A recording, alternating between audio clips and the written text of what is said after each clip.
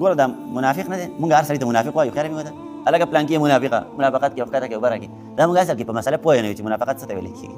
هر سړي ته منافق ویل دا انتهایي غټ جرم دی، دا ډېره غټه ګناه ده. په څه باندې پوهېږي؟ دا داسې ده لکه یو سړی چې کافر نه دی او تا ورته کافر ووایي، یو سړی بېدینه نه دی او تا ورته بېدینه ووایي، په کیسه باندې پوهېږي. نو هر چا ته منافقین مه وایه، هر چا ته منافق مه وایه.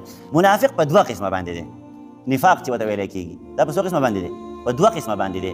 یو ته منافق اعتقادي ویلی کېږي او یو ته منافق عملي ویلی کېږي، یعنی نفاق اعتقادي او نفاق عملي. دا خو داسې د ملیانو خبرې دي، خو زه تاسو ته اسانومه، تاسو پوه شئ په دې خبره باندې. اعتقادي منافق به هغه سړي ته ویلی کېږي لکه څنګه چې د پیغمبر علیه صلات وسلام په زمانه کې د هغو په زړه کې دین اسلام نه و، صرف په ژبه باندې اقرار کوو. د دین اسلام کارونه به یې کول، منځونه به یې کول، خو په زړه کې اقرار د دې خبرې، په زړه کې د دې خبرې ایمان نه و پروت، یاره په الله جل شانه باندې ایمان راوړی دی یا پیغمبر علیه صلات وسلام باندې ایمان راوړی دی. نو د دغه خبرې تصدیق د هغه خلکو په زړه کې نه و پروت، نو هغه اعتقادي منافقین وو، یعنې هغه کافران په قسم باندې پوهېږي. بل دی عملي منافق، عملي منافقین ما وتایو. عملي منافقین مطلب دا دی چې د منافقانو کارونه کوي، په زړه کې خو تصدیق موجود دی، په زړه کې ایمان موجود دی، په ژبه باندې اقرار هم کوي، خو دی داسې کارونه کوي چې هغه د منافقانو سره مشابهت لري.